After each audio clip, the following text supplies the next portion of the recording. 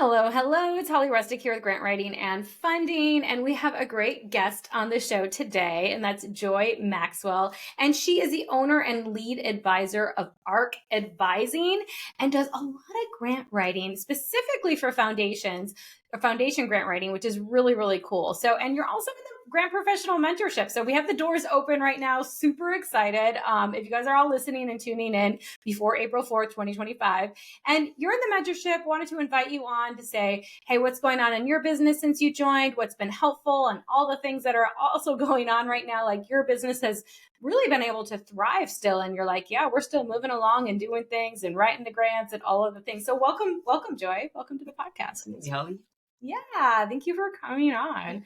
So I wanted to talk about you, like specifically like where you started in grants, and just your journey a little bit, just to give people like the landscape of where you're coming in from. Because nobody like does this on purpose. Right. Oh yeah, Yeah. definitely. That was Yep. not my story. So, I was working at a nonprofit that had some staff turnover, and the person who left most recently had been the person who's responsible for grants, and so they had a renewal grant that like literally we just need you to copy paste and update it a little bit and get this submitted for us. And I said yes, just wanting to be a good team player, and that, I guess they say the rest is history. I just kept on saying yes to that.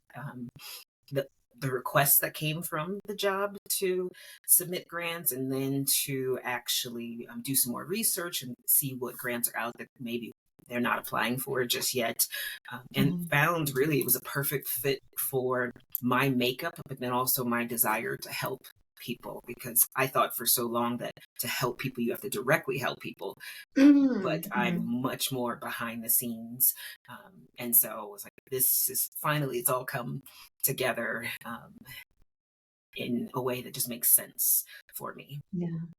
Yeah, I'm like that too. I'm like boots on the ground kind of thing. Like I'm like, that's all good, but I feel so much more like, let's do a fundraiser for my daughter's dance. And I'm like, let me write the sponsorship. Yeah. To go to the car wash. Like that's where I want to be, right? I'll go talk to people to try to get money rather than like, you know what I mean? Like on the ground doing the thing. So it can feel just because I know that's where my specialty is. Like I know, Right. Get me in a room, let me have some calm time and write some things, and I can get some money, right? But like going out and doing all the things, I don't feel as productive, right? I don't feel as productive. So I love that. And like as you mentioned, you just started doing it, and we're like, hey, this is actually kind of my cup of tea. Like I like this. And then what was the jump then? Because you were working inside a nonprofit, as you mentioned, but now you have your own business. So tell us about the jump there.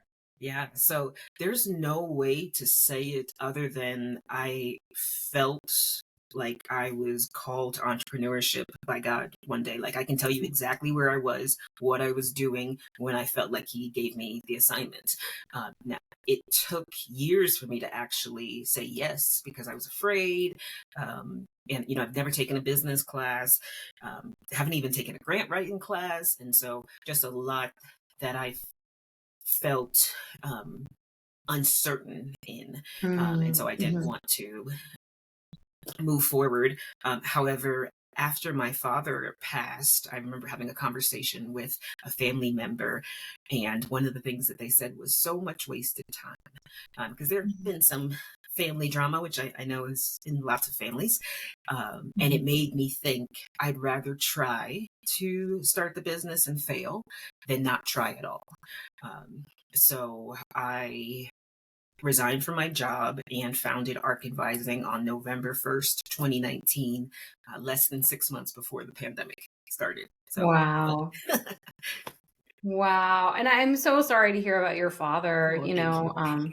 Yeah. And it's just those moments, like you said, even if you felt like called before and then seeing that and then it just being reaffirmed, like, yeah, I love how you're looking at life too, to be like, so much wasted time, right? Like, I don't want that for me. Like, I'd rather try and not work than always having failed, really, if you never try, Yeah, right? absolutely. Yeah. And then, so when you did that, like, oh my gosh, amazing. So did you have anything set up, any clients, or were you just like, I'm ready. No, I got to do No, this. it was pretty cold turkey. Yeah. Leaving the job, and I had set aside some money, but not very much. And I was connected pretty quickly with the Women's Business Center in the Nice. area where I lived, and so they were really helpful in getting things going.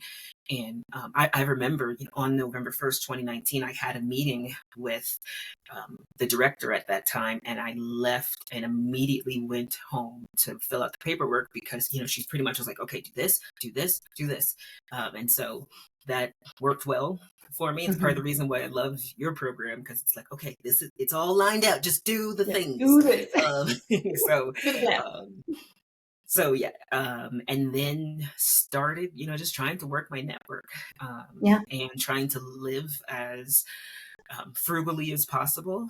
Um, Looking back, I mean, it was a crazy time because I'm pretty risk averse. But again, because that Mhm. such a significant event had happened, I was like, no, I have to do this. Yeah.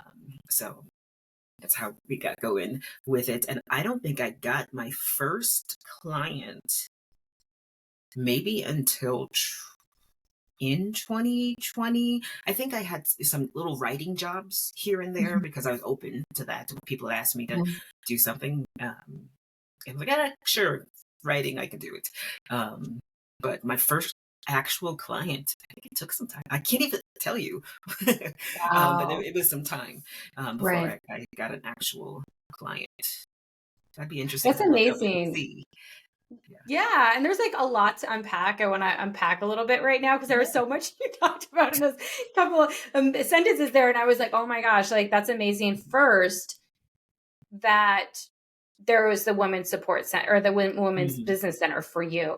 And I just like from my own experience being a part of the Guam Women's Chamber of Commerce, like Mhm. that has helped me in my business so much. Just having that support of women locally that can connect and be there and all of the things and to Mhm. have the resources available, like definitely I'm always telling all y'all, like, join your local chamber, join your women's like business center, any kind of business center, like, you know what I mean? Like, locally, you need that too. Yes, you're in the mentorship, but having those local connections is really important. Oh yeah. Just because, it's the referrals is the name of the game. And Mhm. just having women that can be in your area too. You can meet up for coffee or whatever and have like Yeah. local mentors too is so, so good. Yeah. So I And I actually love that you did that. I always try to rave about the Women's Center, Business Center. And unfortunately, it kind of went under shortly Mm. after because I took a Oh, during 16-week, COVID. it was, I guess, during COVID, but I took a 16-week in entrepreneurship class with the business center. But the best thing that came out of that for me was being connected with my mentor, who Yeah. I've been with, I guess it's nearly 5 years now. And I tell her I would not still be in business without you, Yeah. because I don't, it's easy to catastrophize everything. And she's Yeah. like, no, okay, like, no, this is actually pretty common. And, this is how we work through it. So I definitely know everybody's path is different, Yeah. but there's just been these key connections that have really sustained me over the past 5.5 years now. Yeah. And I love it. Like, are you now in the position, and I bet you are, you're going to be real soon, like where you're paying it back? Right. And I don't know because of the infrastructure of, like you said, that kind of fell apart. But even like, I know for me, same thing. I've been with my local connections. And then one of the people, she was like amazing, always mentoring me. Now I'm doing a lot of mentoring for her as she's doing the new Mm-hmm. service in her business. And it's so cool, like to feel like the pay it forward, you know what I mean? As well, like everything Hmm. I received and now giving back. And it's just like, yeah, it's an amazing part. So I Yeah. can't wait for that for you too, right? Yeah, Yeah. it'll be interesting too, because my little one is still pretty little, Mhm. turning 3 in a couple of months. And so there's this restraint for me of, I want to be totally as engaged as possible for the first 5 years, and then she can go to the wolves. I'm just kidding, of course not. But I've just heard that the first 5 years are so crucial. Mm. And so just having the flexibility is really important to me. And so when I think and dream, I try not to do too much just yet, because like I want to just do my business well as it is now and be available to just mom really well for the next, I guess it's like 2 years and some change, until she's 5. So Yep, so yep. yeah, it'll be interesting because I'm in a new location also, and so building Mhm. roots here, and it's like I Yeah. think things would look different if I stayed where I was for nearly 2 decades. And so there's a lot of unknown, and I can't dwell on it too much because it um, overwhelms me, and I get paralyzed. But it is interesting to be like, well, maybe, and maybe, and maybe. And yeah, so Yeah. But I love that because you've been able to build your business a lot. So let's get in the yeah, nitty-gritty now, because yeah, you started, like you said, November 1st, 2019, right before COVID. And you said, I don't remember when I got my first client, but you started getting clients, you started building that up, and really looking at that. And you had a kid the yeah, last few years, like you've moved to a new place, like yeah. all of that. And you've still been able to build your business. Mhm. And I know when you came in, you had already had clients in the mentorship. I think you had made about 46,000. You're like, okay. And you're like, your goal was like 50,000. And you're like, but I really want to double it because he said we can double it. So I'm like, Yeah. okay, let's do this. Right. Mhm. And with all of those things, having a little one at home, having that. And I know, like, when I was looking back at, like, when you came in and filled out your onboarding form, and you're like, one of the things that was so important to you was the work-life balance. And that Mhm. is clearly a thing, especially with, a 3-year-old. Yeah. And at the time she might have been 2 when you came in, Right. right? Like all of the things, like, and being in a new location. So let's talk about that. Like, how have you been able to, like, why did you pick the mentorship then? Like, what was on your mind for that? Yeah. It's so crazy how I got introduced to the internship, not the internship, The mentorship. mentorship. Yep. Was I wasn't looking for anything. In fact, fielding Jezreel just randomly sent a text, or not a text, it was emails. Hey, I'm in this program, and I don't normally do this, but I'm really raving about it. And I think Aw, yeah, I it was love that. I love and that. I didn't know what's she did that. So yeah, yeah. it Yeah. was amazing, especially because I have never met Fielding. So she is Mhm. my federal person. Like, if anyone ever asks me about federal grants, I shoot them to her. And it's been that way for a while. And I'm like, I don't even know how that connection happened. So How when I see funny. her on the mentorship, I was like, oh, that's how she looks. Like, because we've never met, never even like talked over Wow. the phone or anything like that. But I know she's a beast in what she Mhm. does. And she has sent work, referred work my way, when people are looking for more foundation support. And so don't recall. I'm sure I could look at my emails to see how the connection Great. happened, but it happened somehow. And like I said, wasn't looking for anything, but decided because it was her that I would look into it. And I honestly didn't know programs like yours existed. Now know that there are others. Oh my God, but I had no idea. I wasn't looking. Yeah. I Yeah, so it kind of just fell in my lap. Um, However, I also knew that my business had been kind of struggling for Mhm. years.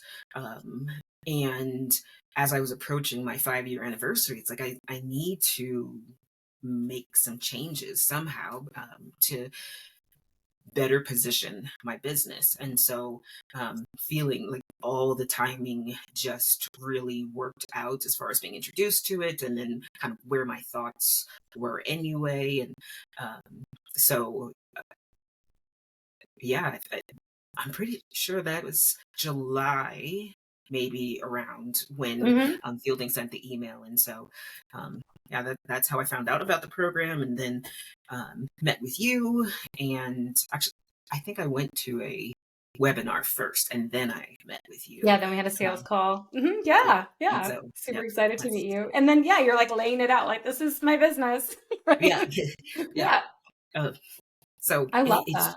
it. I recall that I wanted to set up, or kind of lock in immediately, but because I hadn't planned this and my business was struggling, bills were being paid, but it was tight. Mhm, mhm. So the idea of making the investment was significant. Yeah. And so really having to wrestle through the financial aspect of it was more than having to wrestle through whether I wanted to actually do it. Mm. So that was what I had to deal with more between the webinar and when I met with you, and then when I actually pulled the trigger was figuring out Right. the financial aspect of it. Yeah, and I think a lot of people are in that position. They're like, "This looks amazing. It sounds amazing. I can see it could work, but like literally, like this are my bills right now. Like this is what's going on." So how did you kind of like how did you bridge that gap? Because obviously you joined, right? Yeah. So Yeah. I, for the first time, asked a family member for a loan with interest. So I was like, if you can get me going for, I think it was 2 payments, I think I can keep up with number 3, 4, and 5. Because I really believed that we'd be able to do what you promised. Mhm. So like this, the first 2 payments, and I will pay you back. I remember it's 10% interest. Wow. So yeah, so and when Yeah. I paid them back, I was like, this was like the best investment you did last year. Okay, 'cause Yep. where else Yep. did you get 10% Right. in? I think it was like 4 months because I promised to pay back by December 31st. And Mhm. so laid out to the family member why I was excited about the program, what I was looking for, my plan as much as I knew it by then. And they said yes. So was able to join the program and um, I did pick up payment 3 by that time and then 4 and 5. And so, um, yeah, Love that. it Like, and was, I did it. yeah. Yeah. And I had never asked anyone in the family for a loan. There had been other times where I almost feel like something just fell into my lap to bridge the gap. So, for example, I qualified for a PPP loan Mhm. during Yep. COVID, and it wasn't very much because I hadn't been in business for very long, but it Right. was just enough to bridge the gap. Yeah. And so there's so many instances of that over the past five Wow. and a half years. And so that between my track record and then feeling like I really believe in this program, that we'd be able Mhm. to um, sail out of the struggle and really just be able to set a good business foundation with my Yeah. financials um, and not work Yeah. like crazy either. Yeah. And I know that was important for you. So I would love to be like, what was your report to the family member? We're like, and I'm doing it. Like, Yeah, no. Oh, yeah, no, and I Yeah. was constantly checking in Love with that. them, Yeah. and sharing what was going on, letting them know about the mentorship calls, um, That's so and still cool. even now, be like, no, I prioritize this. I go to every Yeah. single one. Like I think last time I was running errands, but I had my earpod in, and I was listening, and so and if I'm not, I have no problem of listening to replays if needed. Yep. Usually like just doing some chore and just pop it in, or replays are great too for being able to rewind because sometimes Yeah. the nugget is so good. It's like, no, I need to go back. So yeah, I let them know about um, the calls and just the excitement of um, Mhm. being able to play catch up because I honestly feel like I am still playing catch up. Like I maxed out my life to survive Yeah. 2020 for. Um, and so Mhm. now it's like digging out Mhm. from all that I did just to survive. So, but Wow. having a plan and feeling confident in that plan because I have contracts, and it's not Mhm. just oh I hope they pay me this month or I hope I reach this number of hours because I don't do hourly with anyone. It's like no, this is what my Mhm. revenue is every month, and I have confidence in that. So Yeah. it's been a game changer even just as far as my mental health is concerned, because that idea of not being sure that the money's going to come in to pay the bills, while you're also needing to work as much as possible to make money to pay the bills, like it weighed on me a lot. Yeah. And just saying that too, like, have those been some of the big things? Like, were you charging hourly before? Like, was it just like, you just like didn't have clients on retainer, so you didn't have cash flow? Like, what have been some of the big things? Because now you're almost at like already projecting 100K for 2025, Yeah. which has, you're going to more than double. And you've already doubled like month over month, right? Like where you're going and what your projections are, Yeah. which you're hitting, you're doing it. Yeah.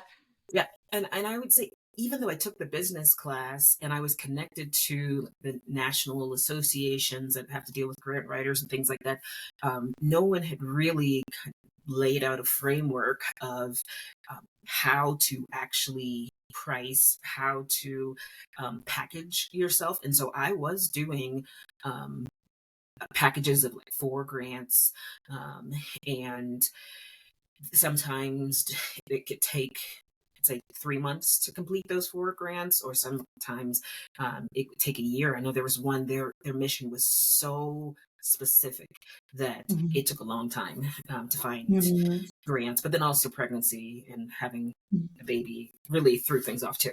And so the idea of a retainer, like I didn't know what that was. I think until the call with the webinar call with you. And so that was the very first thing that I did, was shift to retainer for like this is my service, because I would offer many different ways that people could engage with me before. Oh yeah, I Yeah. saw this package for this, and if you're at this and you're like this, and it was like all contingent on them in so many ways, instead of just like, this is what I do, right, to get results. And so making that shift, which actually wasn't that hard when I was dealing with nonprofits that were ready and that understood. They're like, oh yeah, this is how we work with, let's say, our marketing contractor. And so I was like, oh yeah, this makes sense to us. And so it was challenging to actually, sit and write the email and say, hey, this is what we've done for all these years, and this is a change that I'm making. But it was immediate for my bank account, but then also for my mental stability of knowing that my bank account had had stability. So that, I would say, is the most significant thing that has happened, was just shifting to retainer, which also allowed me to add one tool in, or specifically back in, which was instrumental. So I knew that I loved instrumental, but with things fluctuating so much, I had to let that subscription go.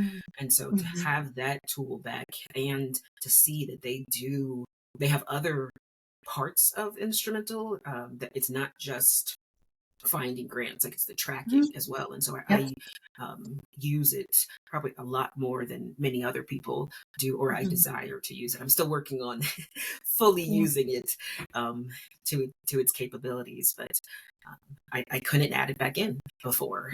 And I think that's part of the reason why it took so long to find grants sometimes for my partners, because I didn't have something automatically working on my behalf after I set up the project. So that's those good.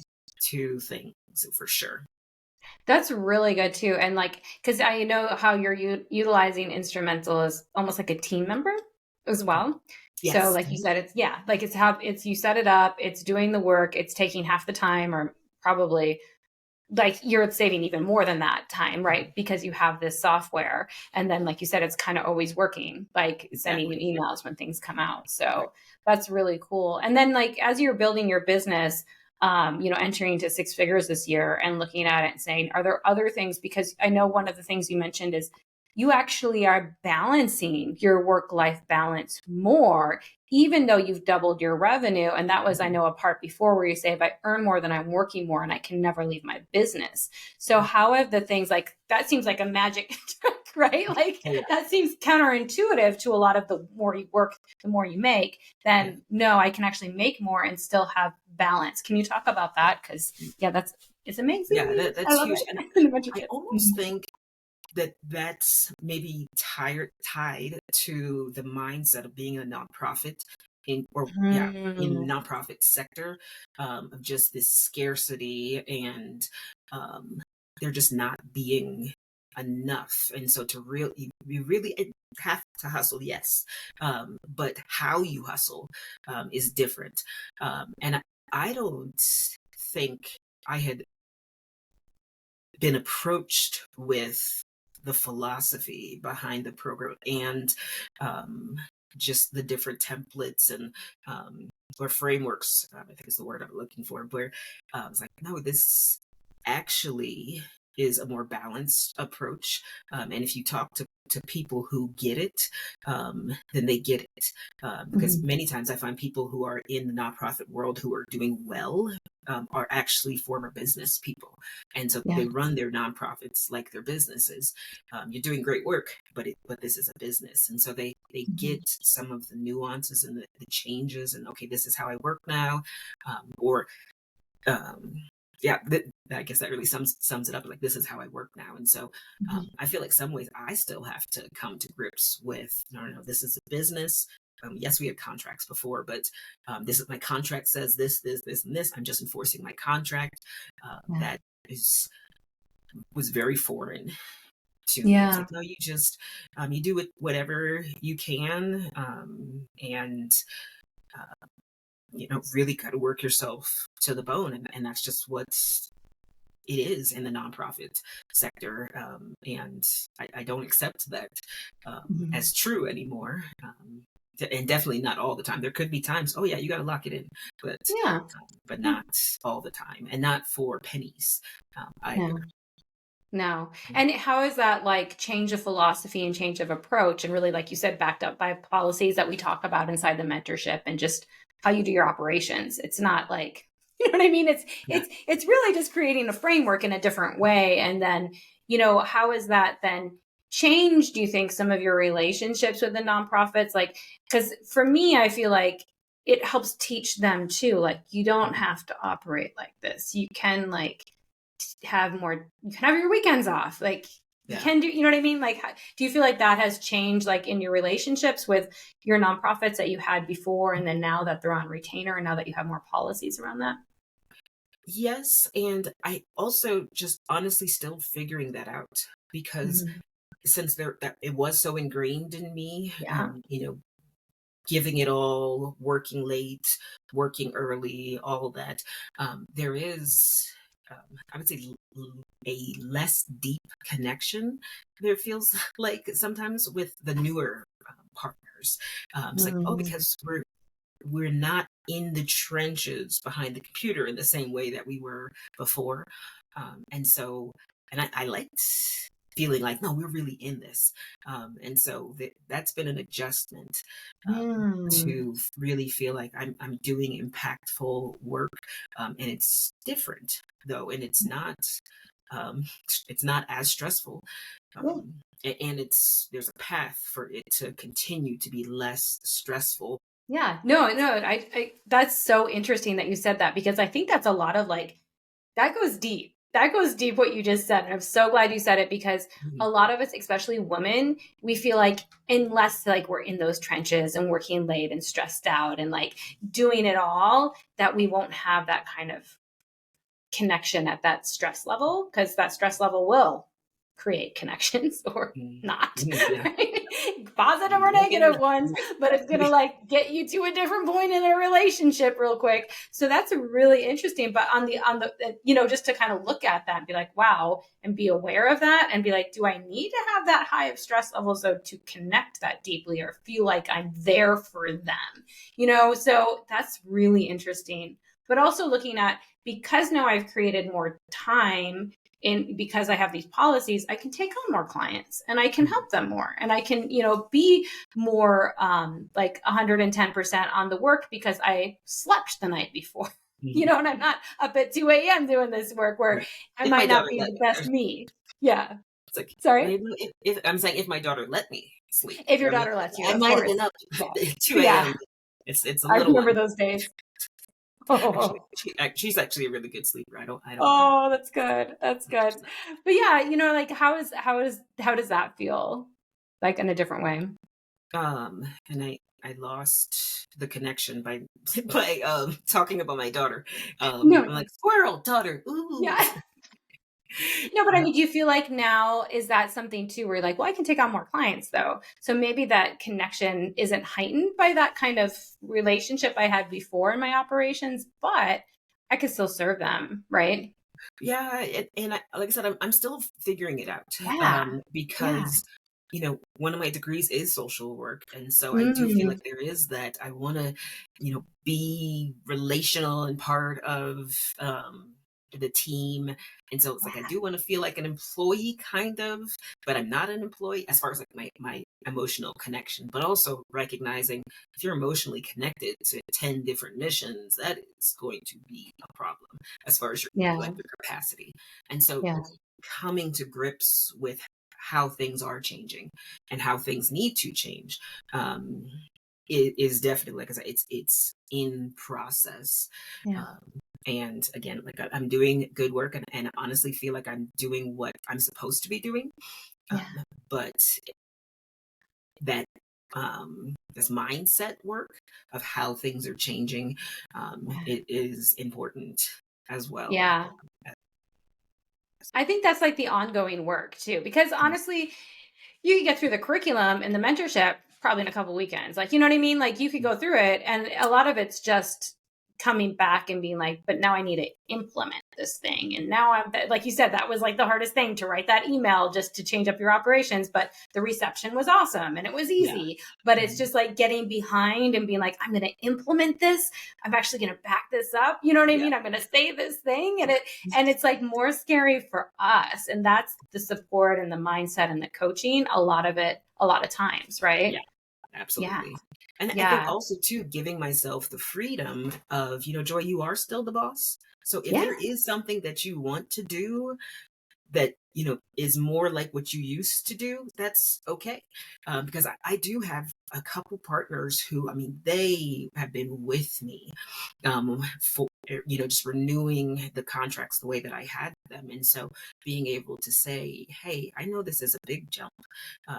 So what can we like talk Yeah. through it and figure out, because I want to honor that relationship, I support the work that you're doing, and I love the role that you've had in ARK Advising. And so what can that look like? And so that's been wonderful, as well as like have the framework, have all this that's in the curriculum, but then also it's like, Joy, you are always still the boss, and if you want to Mhm. deviate, you can do that.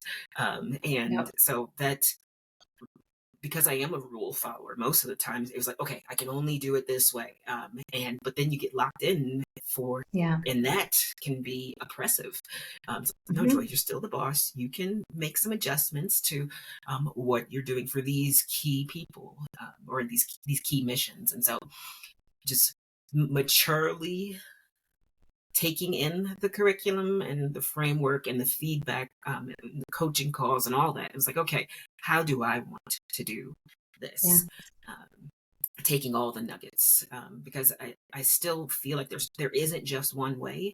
No, And I do there's think there are not. some significant principles that need to be in place, and I never would have gotten, not never, um, but I was not on track to get them without the Mhm. mentorship, because again, it wasn't even on my radar. I thought I Mhm. just needed more clients, needed to work harder, but so there is some framework, but there definitely still some flexibility in making ARK Advising what I believe it's supposed to be, Mhm. and also knowing that that will change. Like I tell people, I don't write federal grants, Mhm. but that could change. Yep.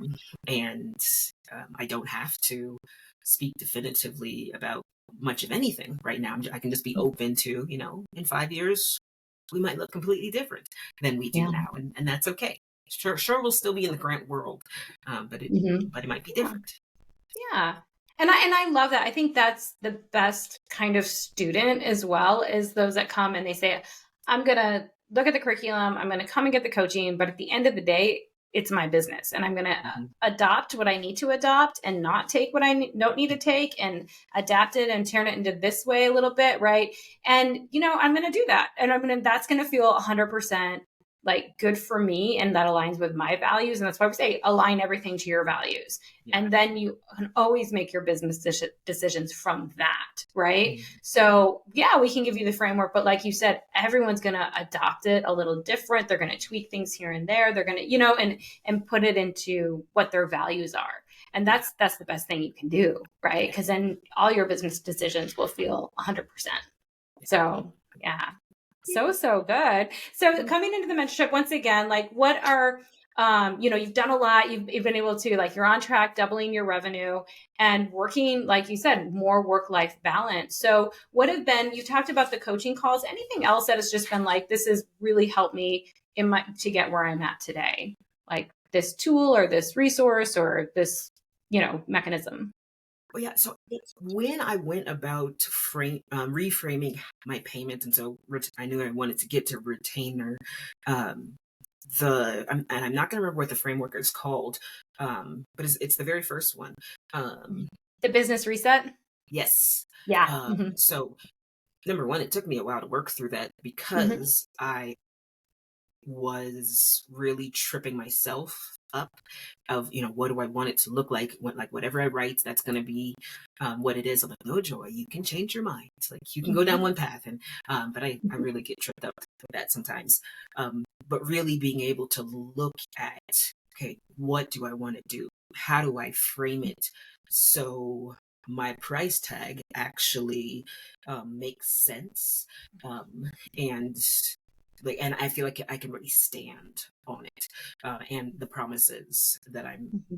making, and the value that I'm offering. And so that language was not there for me before. And even the framework to be able to work through it, even though it was hard, um, Mm-hmm. was not, again, wasn't on my radar before. But after doing that, and I was able to do a calculation of, like, this is my number as far as retainer is concerned, the monthly cost.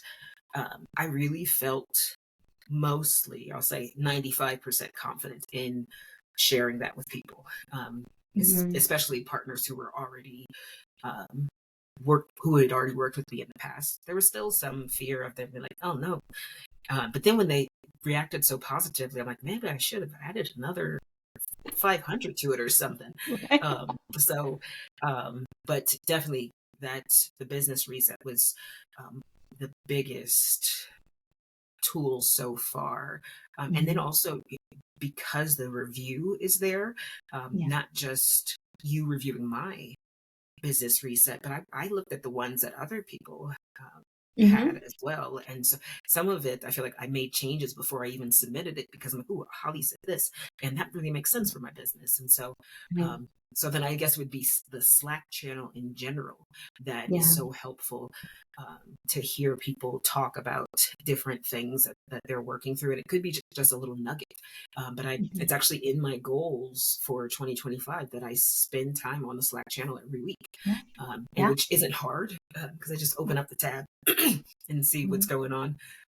But I wanted to prioritize that because I knew, even in the 2 or 3 months that I was part of the mentorship in 2024, how much of an impact it had had. So I'm like, oh no, we're going to be on the Slack channel. We're going to Yeah. watch the coaching, or not watch, listen to the coaching, or maybe watch whatever. We're going to consume the coaching somehow, Mm-hmm. Mm-hmm. depending on what life looked like that week. But that has been the biggest, or those have been the biggest tools that have I helped love me that. so far. The business resets, the Slack, of course, like I said, the coaching, but yeah, the mindset. I'm looking at self-coaching 101 right now, Mm-hmm. just right there. And so, Ooh, it's good. It's good, isn't it? Yeah. yeah, so Yeah. I love that. And I love like coming in, and that's what we do with all the people who come in the mentorship right away. Is we do the business reset. So within 30 days, we want you to go through this process and really get, come and get your offers cleaned up, Yeah. get your pricing cleaned up. And a lot of that is like going back and your values and all of that. And, making sure that your business is like really confident. Like you said, I like how you said, you felt 95% confident in reaching out to those people. Cause, sometimes it's not going to be 100, like we still going to have a little bit of butterflies, Right, things. right. Yeah. So, but like compared to before, like, I hope that had increased a lot, right? Like to feel more Yeah. confident. Yeah. I would say we were at like 55% before. So yeah, it was absolutely an increase, a notable increase. That's amazing. That's amazing. And then, yeah, being able to have more time at home with your daughter, like how has that been for your business too? It's been great because I have factored it in. Because Yeah. in the past, caring for her was a priority and I was going to make it happen regardless. But sometimes how it happened was incredibly stressful. But I would always prioritize her over the business. However, now again, it's factored in. And so there isn't this stress so much. Like I'm really working on, my hours to work are X through X, and when I'm off, I'm off. And rather than thinking about the business when I'm supposed to be playing or doing matching game or whatever she wants to do that evening, and at the same time when I'm working, I've given myself the I guess permission of like, Joy, she is cared for well. If there's a problem, they know how to get in contact with you guys, and it'll come through the call, come through your phone. Like you can still silence your phone and it will come through as an emergency. So you can focus on your work because she's in a place that she's being cared for well.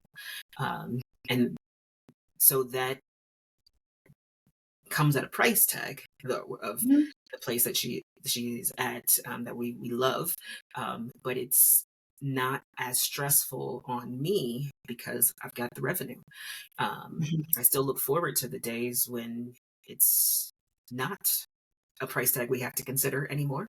But it's easier having the stability of the revenue. And so when I'm owner advisor, I'm locked in, and when I'm mommy, I can be locked in, and that's what I want. So it's gotten me what I want, and I know that will only get cleaner as I continue to do the work. Yeah. And I love how you're setting that up intentionally, because I was like you as well, daughter at home, like, and all the things like, having, it's hard, like as a mom, like, especially when they are home or even when they go to daycare. My daughter had severe anxiety separation kind of, for months, and it was tough. And, but yeah, knowing like, okay, what I'm setting up is for her. And it took me a while to figure that out too. And just the stress of that is enormous. It's enormous when you don't have that. And when you're just like, I have to be working at all times, and she's sick right now and throwing up on me, and I'm writing a grant trying to get it in. And like, it was crazy bananas for a while. Right. So there is like a lot of like, I've got to sort this out. Otherwise, I don't know. I don't know what's going to happen. And I was never that person or that mom who could multitask with baby. And because I did think like, I'll strap her on and I'll work. And I think we tried that once, and I'm like, this doesn't work for me. And or even when she sleeps, that's when you do work. It's like, no, she sleeps, I sleep. In fact, there's sometimes now where I'm like, I want to sleep, so you're going to sleep. Still. And so I quickly had to learn, it's like, no, when she's not, let's say she's sick, I'm not working. Like it's not, I don't even try until someone else can, or a dad or grandma or somebody can step in. So I think parents who can do that are amazing to me. And I thought I might be one of them, but like, nope, I can't do it. If she's home, we're stressful. So it's so good that you're able to intentionally put that together, because even if you think you can multitask, you really can't. I mean, you can't. It takes a toll, though. It takes a toll. So I love that you're putting those types of boundaries and really firm things in action so you can have this work-life balance. And I'm so glad to see that, because when people come in with work-life, they're like, I just want work-life balance or that alignment, or just like this, something's gotta work out. And I love it when they're like, it's happening. And it's just, I can feel the stress. Like, and part of that's because, like you said, having retainers, having cash flow, having financial stability, being able to get support. Like, like money does help. Let's be real. Money does help. And having money at like not scrambling after it or trying to give deep discounts and doing a bunch of work just because you're desperate for it. Like that doesn't work though. Right. But knowing your value and knowing that it's equitable on both sides for you and the nonprofits you serve, then you can really show up. Right. So good. And get some money in the bank. So when things happen, you can have those, you feel safer. You just feel like, okay, I'm working now. I'm not thinking about those things. I'm just working. So it really helps. But oh my gosh, so good. I know we went over today, but I was like, oh, this is a good, juicy conversation. Yeah, me too. So where can people find you, Joy? I know everyone's like, oh, I want to talk to this girl. Maybe I want to hire someone to write some foundation grads. Like, where can people find you in ARK Advising? Yeah, so I would say first place I would recommend you go is our website, www.arkadvising.com, and that's ARK. And I know Holly's going to put the link in. And then also check me out on LinkedIn. So excuse me. On LinkedIn, I'm Joy M. Maxwell. I like to catch that too. I do I post pretty regularly. And so people have told me that my posts have been impactful. So feel free to check those out. There's no subscription or anything like that required. I just, really want to help. And I think that's the social worker part of me too. Yes, this is my livelihood. This is my career. I've got a whole lot of education. I want to be paid for all that. And I really do want to help people. And so some things I'll just tell you, and it doesn't take anything away from my business by sharing this little nugget with you. So definitely check out my LinkedIn. I love that so much. So yes, as you mentioned, we will have all of the links in the show notes as well. Thank you again for coming on. And I'm so glad that, just tell your family member thank you too. No, I will. From me. Yeah, like amazing that you thought outside of the box. Like, how am I going to make this decision? And that they helped you and they supported you. And look at how your life is just, it's like amazing. Like, you know what I mean? There's so many changes and that are positive, and I'm so glad that has worked out. So just tell them thank you too, to like, because I definitely did. And thank you from you, and I'll give them a hug because I'll be pretty soon. So. Please do. Oh, man, I don't think I think about it enough, but it was crucial. I love that. So so we will see you back inside the mentorship and in the Slack and on the calls, as you mentioned. So and all of you out there, if you want to join the mentorship, make sure you jump over to grantwritingandfunding.com/mentorship. And so thank you so much, Joy, for coming on again, and we will see you back inside. Thanks for having me.